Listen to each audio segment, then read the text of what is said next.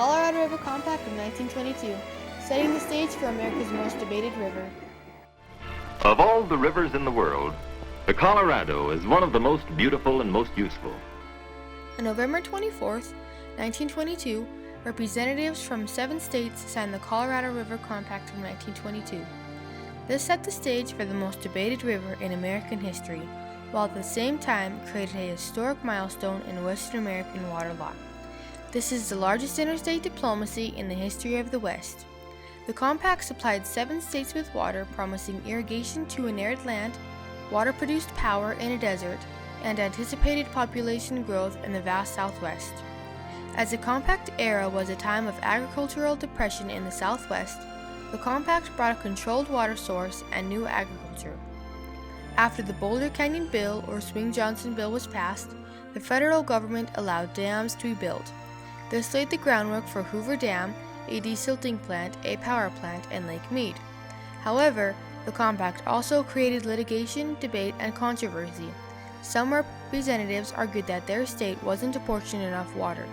Some states argued that the compact was a power project and not a reclamation project. Even today, some states are still not happy with how much water their state is getting.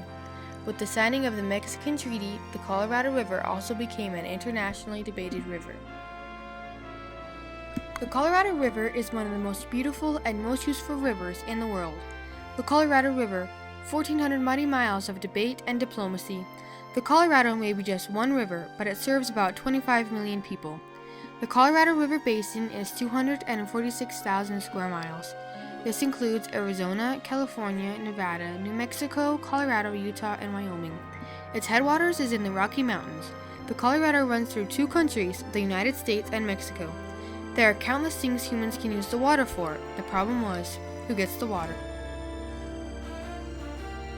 The Colorado Desert, later renamed Imperial Valley, in Southern California, was a major contender in the Colorado River debate. The valley had 207,360 acres of irrigated farmland. Alfalfa is one of the chief crops raised in Imperial Valley. And tremendous yields result from the ideal growing conditions of hot sun and plentiful water. Cantaloupes are shipped in refrigerator cars to markets all over the United States. Yet only cactus and lizards could survive here without the Colorado water. In 1905, the river flooded so badly that it broke through the dikes meant to hold it in. It flooded for 18 months. The valley needed a dam so that their cropland and homes would stop flooding. Colorado native Delphus E. Carpenter wrote the Colorado Compact. His ambition was to protect Colorado's water rights on the Colorado River. I think he got people to listen to him because he became an expert in what he was talking about. He could see that there would be increasing amounts of litigation in the future, and so he was trying to find a way to prevent lengthy litigation over rivers. So early in the 20s, he conceived this idea of bringing states together to determine how to share water that went between various states. So he convinced various state legislatures and governors to come together and form a Colorado River Commission, send representatives, and write and negotiate such a compact. Delph saw how much water California could take from the river, and how their argument would be supported by first in time, first in right. If California was using the river's water for cropland prior to the other states' use, no one could take it from them. Thus, Carpenter came up with a plan that would apportion the water to each basin, setting aside first in time, first in right. This would give each basin half of the river. The division point was to be Lease Ferry, Arizona. Every state knew how much water it was entitled to based on the compact measurements. And the states were individually able to plan on how to use that water. Herbert Hoover, who was, at the time, Secretary of Commerce to President Harding, was a key player in the Colorado River Compact of 1922. Carpenter and Hoover organized the first river meetings in 1922. Herbert Hoover was also elected chairman of these meetings. When the representatives started arguing, Hoover was there to stop the arguments and bring peace to the meetings. The compact was signed on November 24, 1922, in Santa Fe, New Mexico. Every state ratified it before a year had passed except Arizona. Because of the Colorado River Compact of 1922, the Boulder Canyon Act was created. which authorized the construction of a dam. The powerhouse behind the bill was Philip D. Swing. As well as being ambitious, determined, and persistent, he was California's congressman. Swing wanted flood control for Imperial Valley. He and Arthur Powell Davis, the chief engineer and Reclamation Bureau director, came up with a site for a dam using the Fall Davis report. Swing asked California's senior senator Hiram Johnson for support. Although Hoover considered himself a reclamationist, he wasn't supportive of the Boulder Canyon bill, as indicated in this telegram to Carpenter. Congress turned the bill down 3 times before it was passed on December 21, 1928. As a result of this bill, California ratified the Colorado River Compact. The Colorado River Compact allowed Mexico only surplus water. By 1944, California was taking most of the surplus water. The state representatives of the original compact realized that Mexico could tear apart the 1922 compact if Mexico became unhappy. But some of those originally involved didn't necessarily believe international goodwill was to our benefit.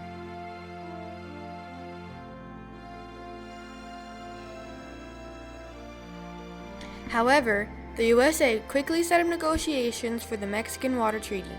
After much debate, the representatives decided on 1.5 million acre-feet a year. Mexico also demanded water that was usable to water crops. The Americans agreed, not knowing how much money was needed to desalt the water. Arizona didn't agree with the compact. Their representative thought California was getting too much water, so he refused to sign. It wasn't until the Commission added 1 extra million acre-feet to the lower basin's original apportionment. This is stated directly in Article 3B of the compact. Arizona argued that this 1 million acre-foot extra was for them, believing it was given to them so they would sign the compact. But the compact states that this water is for the whole lower basin. The case led to Arizona versus California, a historic conflict about this 1 million acre-foot. This debate went all the way to Supreme Court in 1963. Arizona didn't ratify the compact until 1944. Arizonans elected a governor who realized that Arizona could benefit from this compact. With Mexican treaty negotiations, Arizona didn't want to receive less water than Mexico was apportioned. And Arizona also didn't want the Boulder Canyon Act of 1928, as they believed they wouldn't have a share in the hydroelectric power and water produced there. In 1893, John Wesley Powell, father of the Colorado and first explorer of the upper Colorado River, stood in front of an irrigation congress and said there wouldn't be enough water for all 7 Colorado River Basin states. He was right, as the Colorado's river flow is less and less due to overuse of both agricultural and population growth. The Colorado River Compact of 1922 had many good points as well as bad. The compact successfully solved some litigation, made Imperial Valley a large agricultural enterprise, and added 4 million new acres of farmland to the river basin. Dams and canals were constructed. The compact apportions ensured each state its right to water. For each state, good things came from the compact. California got flood control as well as a canal. Nevada and Arizona shared Lake Mead's water and the hydroelectric power from Hoover Dam.